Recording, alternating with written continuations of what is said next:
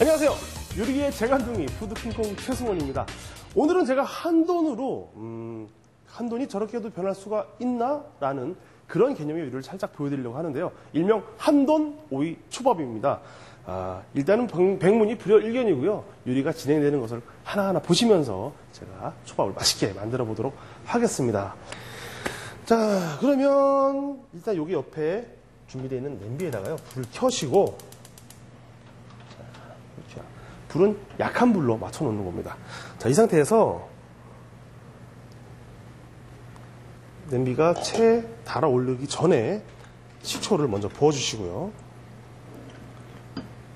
다 붓고 나서 제가 양을 설명을 잠시 후에 해드릴게요. 자, 식초와 설탕은 동일량을 놨습니다. 그러면 여기서부터 이만큼 동일량을 놨을 때 3이라고 비중을 생각을 하시고요. 식초와 설탕의 3비율, 그 상태에서 소금은 1, 쉽게 말하면 3대 3대 1이 되겠죠. 요 소금을 마지막에 1비율만 이렇게 넣어줬습니다. 그리고 나서 요 유자청은 지금 넣는 게 아니고요. 요게 다 끓어서 서로 융화가 잘 돼서 잘 녹았을 때, 끓고 나서 식을 무렵에 얘를 넣어서 첨가를 하는 겁니다. 왜냐하면 유자의 그 독특한 향이 처음부터 날아가 버리면 그 청량감이 사라지겠죠.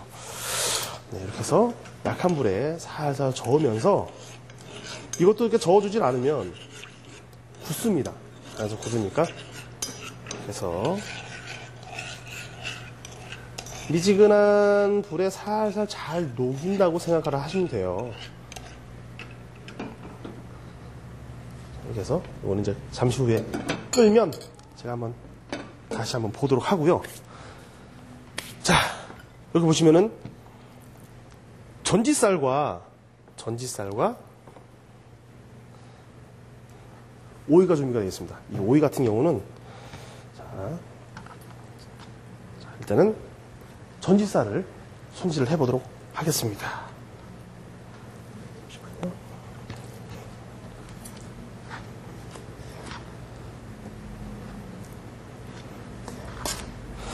일단은 먹기 좋게, 아무래도 초밥이다 보니까 좀 전지쌀이 좀 이렇게 씹는 식감이 되게 재밌어요. 아삭아삭, 쫄깃쫄깃, 쫀득쫀득, 뭐 그런 대표적인 부위 중에 하나인데, 요 부위에 있어서 요거를 잘게, 최대한 좀 잘게 잘라주시는데요. 너무 형체 없게 잘게 하지 마시고요. 그리고 보통 이제 4월에서 뭐 늦으면 5월 초까지 황사가 굉장히 막 난무하게 불죠. 황사바람이. 근데 왜 먼지 많이 끼거나 뭐 황사바람 불거나 뭐 이랬을 때 돼지고기 먹어야 돼, 막 이런 얘기 있잖아요. 근데 이게 왜 그러냐면, 돼지고기를 먹어서 이 기관지에 있는 어떤 그런 불순물들을 싹 씻겨 내려간다, 이렇게 생각하는 것도 물론 있지만, 꼭 그거라기보다는요, 호흡기, 그리고 소화기관, 이런 거에 대한 어떤 그 기능을 굉장히 향상시켜주는 그런 성분이 돼지고기가 굉장히 많이 들어있어요. 그리고 돼지고기가, 그거 아세요? 사람의 신장을 보호합니다. 이 신장. 그리고 우리가 알고 있는 뭐 동맥경화나 뭐 이런 거 걱정 많이 하시는데, 이 돼지고기가 알고 보면 불포화지방산이에요. 그래서 이런 초밥, 깔끔한 초밥에 활용하는 데 있어서, 이 초밥의 주변에 지금 오이로 제가 필링을 해서 동그랗게 쌀 거거든요. 그 위에 돼지고기의 쫄깃쫄깃함, 그리고 그 두 가지의 성분이 잘 만났을 때는 제가 봤을 때는 영양학적으로도 굉장히 봄철, 그리고 여름을 준비하는 그런 몸을 만드는 데 있어서, 지금 좀 돼지고기를 이렇게 좀 신선한 방법으로 섭취를 하면 좋겠구나 라는 팁으로도 잘 간직하시고 계셨다가, 이제 소풍 시즌이나 아니면 도시락을 쌀 일이 있을 때 이렇게 싸시면은 굉장히 유용하게 활용이 될 수 있을 거라 생각해요. 네.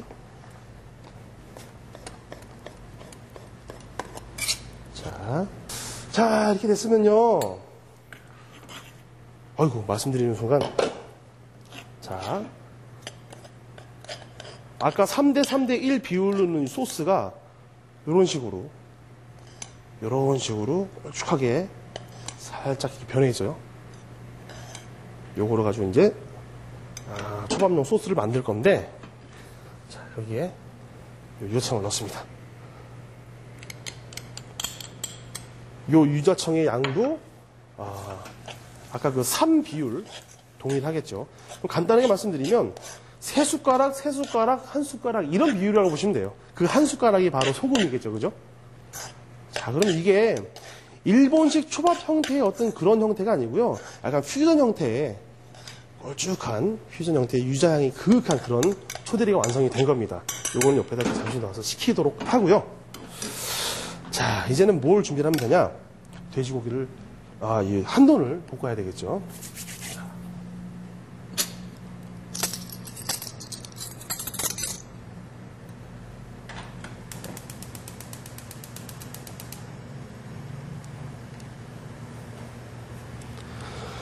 보통 스테이크를 굽거나 아니면 볶으실 때 어떤 기름을 쓰느냐도 굉장히 중요해요. 올리브 오일 같은 경우는 발화점이 좀 낮기 때문에 이런 육질을 오래 익히겠다라는 의도성이 있는 음식에서는 조금 피하시는 게 좋고, 저 같은 경우는 그렇게 과하게 익히질 않을 겁니다. 돼지고기 너무 바싹 익혀 먹어야 되는 거 아닌가? 아니에요. 돼지고기도 적정 수위가 익기 딱 좋은, 먹었을 사람이 섭취했을 때 몸에 가장 이상적으로 섭취가 되는 그 적정 수위가 있습니다. 그 수위 내에서 제가 한번 익혀보도록 할게요.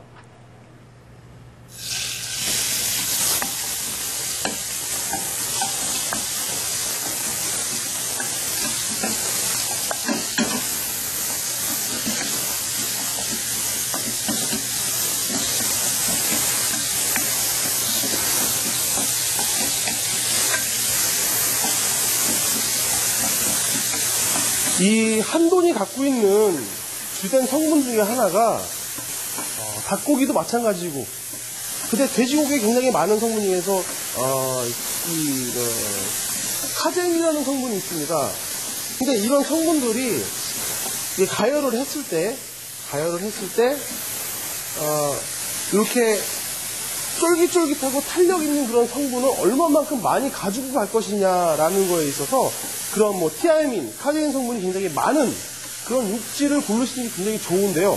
수입산 같은 경우는 이런 성분들이 조금 부족하다고 해도 과언은 아닙니다. 그리고 이 육질이 갖고 있는 서로 육질과 육질끼리 맞물려 있는 그런 밀도 있죠. 이 밀도가 촘촘하지가 못해요. 그래서 씹는 식감이 떨어지는 거거든요. 그러면 밀도가 없는, 밀도가 좀 느슨한 그런 육질을 띤 수입산 같은 경우는 억지로 양념을 좀 재워서 특정 맛을 좀 가미를 해서 드시는 음식에서는 좀 적합할 수 있겠지만, 이렇게 담백하게 구워 드시는 용도에서는 한돈이 최고라고 할 수가 있겠죠.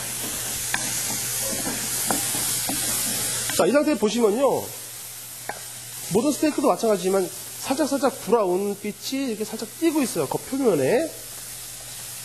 이 상태에서 안을 이렇게 눌러보시면, 지금 저는 느낄 수가 있겠지만, 이렇게 해서 아까 말씀드린 이 정도 이런 탄력, 여기서 주는 이 탄력과 비슷한 탄력감이 만들어지면 일단 속까지 익은 겁니다. 그러면 얼추 다 됐다 싶으면 굴소스 살짝 넣으시고요.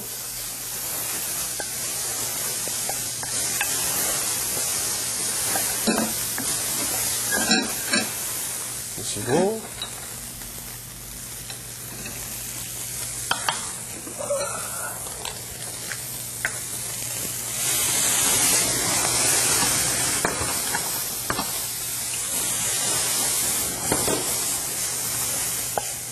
네, 이렇게 해서 전체적으로 이제 브라운 색깔이 만들어졌을 때, 이때 가장 맛있게 딱 익은 정도라고 할 수가 있습니다.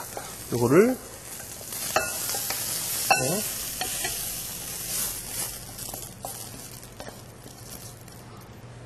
초대리가 준비가 됐고요. 그리고 요 한돈이 익혀진 상태에서 이제 뭘 준비하냐면요, 묵은 김치를 어느 정도 크기로 썰어야 적합하냐면, 지금 이렇게 보시면은 요 한돈이 썰어져 있는 요 크기 정도 입자, 요 정도 입자로 동일하게 썰어 줄 거예요. 대략 1cm 정도, 1cm가 좀 못 되는 그런 모양으로 썰어 보도록 하겠습니다. 이렇게 썰어 준 다음에요, 얘를 한번 헹궈서 꼭 짜줄 거예요. 왜냐면 김치 같은 경우는 한번 헹구어줘도 자체 그 새콤달콤한 그 새콤새콤한 그런 맛이 강합니다. 그래서 이거를 차에다가 잘 헹궈 보겠습니다. 네, 이렇게 김치를 맛있게 씻어서 헹궈서 꼭 짜왔습니다. 이거를 작은 볼에 이렇게 넣고요. 이렇게 넣고 깨를 적당히만 넣어주시는데 이거는 뭐 본인 취향껏 넣어주시면 되겠습니다. 그리고 무침에 있어서 빠질 수 없는 참기름. 그리고 마지막에 유기농 설탕. 뭐 이것도 제 취향은 뭐 유기농이다 보니까 유기농 설탕 가져왔는데 올리고당이나 아니면 집에 좀 꿀이 좀 남으셨다 그런 거 드셔도 상관없어요. 이렇게 취향껏 넣으시면 좋겠습니다. 그리고 마요네즈 같은 경우도 그냥 뭐 일반 시판되는 것들 뭐 올리브 오일 성분이 들어간 그런 뭐 기능성 마요네즈 같은 것도 많기 때문에 요즘 뭐 마요네즈라고 해서 다 안 좋은 것도 아니거든요. 저 같은 경우는 집에서 좀 만들어 와봤는데요. 이거를 대략 어른들 먹는 한 큰술 정도 양으로 이렇게 해서 한번 넣어봤습니다. 이거를 이제 잘 섞어줘야 되겠죠. 이것이 초밥의 가장 또 베이스로 위에 올라가는 고명이 되겠는데요. 이름만 초밥이다 그러면은 왠지 일본 음식 같은 그런 착각을 줄 수도 있겠지만 절대 안 그렇습니다. 지극히 한국적이고요. 그리고 그 오이 초밥 위에서 한동이 막 뛰어놀고 있다는 거 그런 재미도 보실 수 있을 거예요. 자, 이렇게 해서 이렇게 준비를 해 놓으면 지금 음식이 올라갈 고명들은 다 끝난 겁니다. 그러면 여기 이제 작은 볼 위에 밥이 준비되어 있죠. 이것에 깨끗한 숟가락으로 이렇게 해서 이것을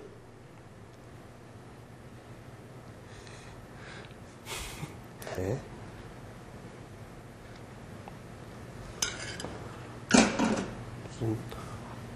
홍삼 액기스 같은 그런 착각을 좀 줄 수가 있는데 어차피 여기 앞전에 썼던 그런 참기름 있죠. 이런 거를 좀 활용하시는 것도 괜찮아요. 참기름을 넣는 개념은 아니지만 이렇게 살짝 묻히신 다음에 이걸 비비시게 되면 이거 봐요. 비볐는데도 들러붙지가 않죠. 이런 식으로 살살 비벼주시면 아주 고슬고슬하게 맛있게 잘 비벼지는 건데 향긋한 것도 물론 있고 아작아작 오밀조밀한 그런 맛도 물론 있겠지만 가장 핵심 포인트는 김치의 사각거림하고 한돈이 갖고 있는 그 쫄깃함 이 두 가지가 마지막에 씹힌다는 거 그게 맛의 포인트라고 할 수가 있습니다. 그 사이에 저는 뭘 하냐 바로 요 필링을 할 겁니다. 필러로 힘을 동일하게 줘서 이런 식으로 넓게 필링을 할 겁니다. 요게 초밥 주변을 돌돌돌돌돌 말아서 이런 형태의 초밥이 나오겠죠. 여기에 밥이 들어가고요. 김치가 들어가고 한돈이 올라가서 장식이 돼서 접시에 올라가는 겁니다. 자, 기대하세요. 자, 지금부터 이제 재료 준비는 다 끝났고요. 여기서 이제 음식을 본격적으로 만들어 보도록 할게요. 드시고자 하는 그런 적당한 크기보다 좀 작은 듯하게 이렇게 해서 한 덩어리를 이렇게 올려 놓으시고요.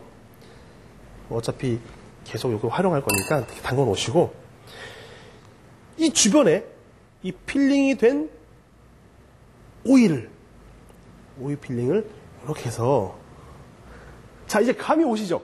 이렇게 맛있게 말아놓은 상태에서 첫 번째로 김치를 자 해서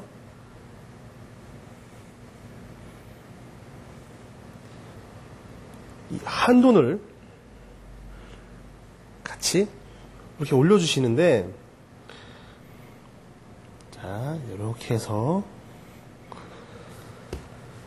요런 새싹류를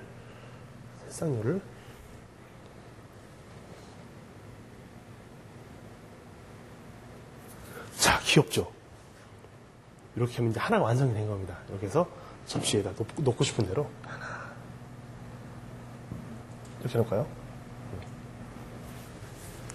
하나 접시를 한번 꽉 채워서 모양까지 예쁘게 장식을 만들어 보겠습니다. 네, 초밥이 완성이 됐습니다.